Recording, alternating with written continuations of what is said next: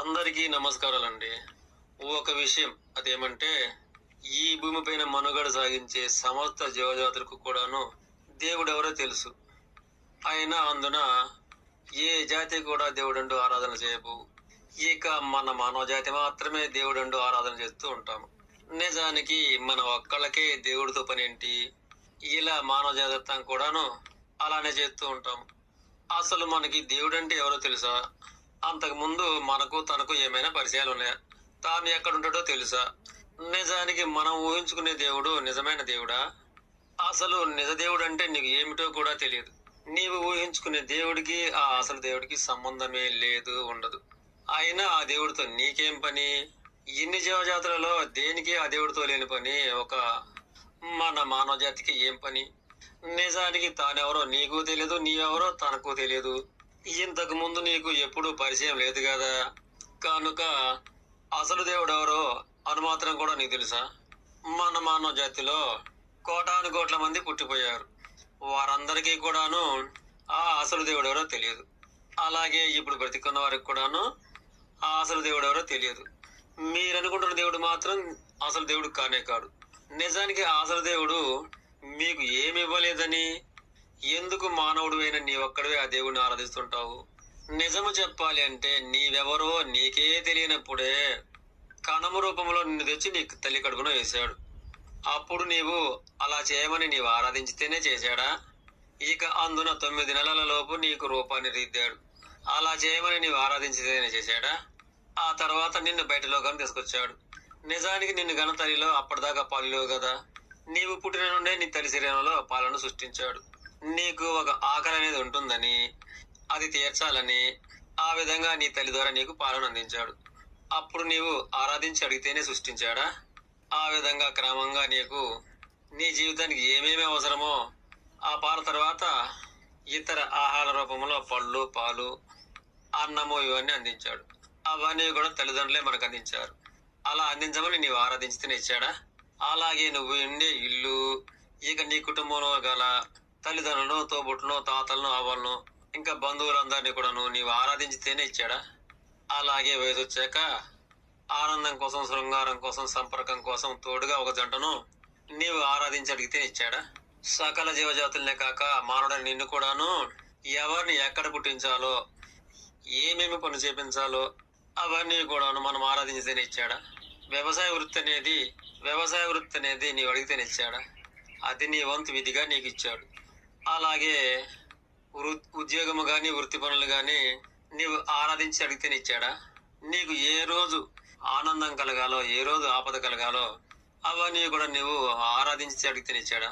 అలాగే ప్రమాదాలు, జబ్బులు కూడాను ఎప్పుడెప్పుడు రావాలో అవన్నీ కూడా నీవు ఆరాధించి అడిగితేనే ఇచ్చాడా? అలాగే నీ కడుపున ఏ బిడ్డలు పుట్టాలో, ముందుగా ఆడబిడ్డ పుట్టాలో, మగబిడ్డకు పుట్టాలో ఇది నీవు ఆరాధించితే ఇవ్వగలిగాడా? అలాగే నీవు ఏ ఊర్లో ఉండాలో, ఏ ఇంట్లో ఉండాలో, ఏ వృత్తి చేయాలో నీవు ఆరాధిస్తేనే ఇచ్చాడా? అలాగే నీ ఆయుకాలం కూడా నీవు ఆరాధించి అడుక్కున్నావా? అలాగే నీవు ఎప్పుడు చనిపోవాలో ఆరాధించి అడుక్కున్నావా? నీకే కాదు, అందరికీ కూడాను వారి వారి ఆయుకాలం అనేది అందరూ అడిగితేనే ఇచ్చాడా? ఏ జాతులకు ఎంతెంత ఆయుకాలం ఇవ్వాలో అదంతా కూడాను తన యొక్క అధీనంలో ఉంటుంది. ఆ విధంగా ఆయువు అనేది సంపూర్ణం చేసుకున్నాక ఇక నిన్ను తిరిగి సృష్టిలో కలుపుటకై ఎవరితో పాడే కట్టించాలో నీవు ఆరాధించితేనే కట్టించాడా? అలాగే నీ శవాన్ని ఎవరితో మోపించాలో నీవు ఆరాధించి అడిగితేనే మోపించాడా? నిజానికి అసలు నీవు నీ ఆయు సంపూర్ణం చేసుకుని వెళ్ళిపోయావు కదా. అయినా సరే నీ శరీరానికి కూడాను ఏమేమి చేపించాలో ఆ విధంగా అసలు లేని నీకు, అలాగే నీ కోసం ఎవరెవరు ఏడుస్తున్నారో అది కూడాను నీవు ఆరాధించి అడిగితేనే ఏడిపించాడా? ఇక నీ శరీరాన్ని ఎక్కడ తీసుకెళ్లాలో ఇక అక్కడే గొయ్యి తవ్వమని లేక పాడబేర్చమని నీవు ఆరాధించితేనే, అలాగే తోటి వారితో నిన్ను అందులో పెట్టించి సృష్టిలో కలపమని నీవు ఆరాధించితేనే అలా చేశాడా? నిజానికి ఈ లోకాలు లేని నీకు తోటి వారితో ఎన్నెన్నో పరిచయాలు చేపించాడు కదా. ఇదంతా కూడాను నీవు ఆరాధించితేనే జరిగిందా? నీవు వెళ్ళిపోయినా సరే ఈ కార్యక్రమాలన్నీ కూడాను నీవు ఆరాధించి అడిగింది కాదు కదా. అయినా సరే ఆ విధంగా నీ యొక్క ముగింపు కూడాను జరిగింది కదా. అంతేకాదు అలనాడు నీ పుట్టినరోజు నీవు పలాని తల్లి కడుపులే నన్ను ఏమంటే నేసాడా? నిజానికి పుట్టక ముందు నీవు లేవు, ఇప్పుడు నీ ఆయుకాలం తీరి వెళ్ళిపోయినాక కూడాను నీ కోసం కావాల్సిన పరిచర్యలన్నీ కూడాను అసలే లేని నీవు ఎలా ఆరాధించడిగావు? ఇక కాలం తీరి వెళ్ళిపోయిన నీకు అందరూ కలిసి తాళాలు మేళాలతో స్నానాలు, నూతన వస్త్రాలు, పువ్వులు, ఇతర అలంకరణలు ఆ విధంగా తీసుకెళ్లి నిన్ను తిరిగి సృష్టిలో కలపమని నీవు ఆరాధించితేనే చేయలేదు కదా. నీవు పుట్టక ముందు అలాగే నీవు పోయినాక కూడాను అది ఆ నిజ భగవంతుడు తన బాధ్యతగా తాను చేస్తున్నాడు. అలాగే నీవు బ్రతుకున్నంత కాలం కూడాను నిన్ను ఏ ఏ బాధ్యతలతో పెంచాలో, ఏ ఏ కర్మలు చేపించాలో, ఏమి తినిపించాలో, ఏ స్థాయిలో ఉంచాలో, ఎప్పుడెప్పుడు ఏమేమి ఇవ్వాలో, ఆహారాలే కాదు, ఆస్తులే కాదు, అనారోగ్యాలే కాదు, ఇవన్నీ కూడాను ఆ నిజ భగవంతుడు తన వంతు బాధ్యతగా నీకే కాదు ఇలా అందరికీ చేస్తుంటాడే తప్ప ఏదో నీవు ఆరాధించడిగితే చేస్తున్నాడు అనుకోవడం అనేది ఒట్టి బోటకము. నిజానికి ఇవన్నీ కూడా నీ అడిగితే ఇచ్చాడేమో అనుకోవడం కూడా ఒట్టి నాటకము. ఇదంతా కూడాను పిచ్చి మానవ జాతి యొక్క భ్రమ.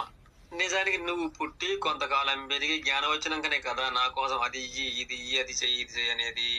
నీవు పుట్టక ముందు నిన్ను పుట్టించడం కోసం ఆరాధించడిగావా? అలాగే నీ జ్ఞానం వచ్చిన దాకా కూడా నువ్వు ఆరాధించడిగావా?